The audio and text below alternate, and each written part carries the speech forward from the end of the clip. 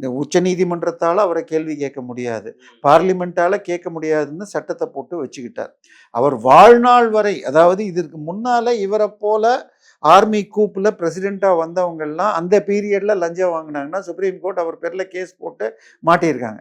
So அதெல்லாம் வரக்கூடாதுங்கிறதுக்காக இவர் வாழ்நாள் முழுவதும் எந்த கோர்ட்டும் இவரை ஒன்றும் பண்ண முடியாது. இவர் ஒரு கோர்ட் அந்த 27வது அமெண்ட்மெண்ட்லேயே ஒரு தீர்மானத்தை போட்டு உச்சநீதிமன்றத்தை தாண்டி இவருக்கு கீழே இன்னொரு கோர்ட்டை கொண்டு வந்துட்டார்.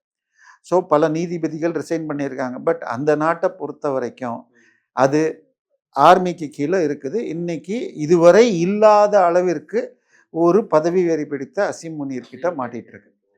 ஆனால் அந்த பக்கம் கைபர் பத்துங்காலேருந்து அவங்க அடிக்கிறாங்க, ஆப்கானிஸ்தான் அடிக்கிறான், இங்கே பலூச்சிலேருந்து அடிக்கிறாங்க, இன்னொரு பக்கம் இப்படி இதையெல்லாம் மாட்டிகிட்டு இருக்கிறப்ப அங்கே உள்ளூர் மக்கள்கிட்ட இதெல்லாம் நமக்கு காப்பாற்றுறதுக்கு இவர் தான் அப்படிங்கிற மாதிரி இமேஜ் வருது.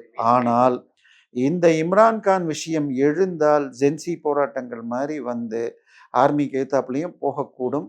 ஏன்னா அமெரிக்காவுடைய சப்போர்ட் இருக்குது. அதுக்கு மிக முக்கியமான காரணம் அமெரிக்காவுடைய ட்ரம்ப்புடைய மகன்கள் கம்பெனிக்கு இவர் உதவி. அவங்க 30 பில்லியன் மில்லியன் போட்ட கம்பெனியுடைய இன்னைக்கு ஷேர் மதிப்பு பல பில்லியனுக்கு போயிருக்கு.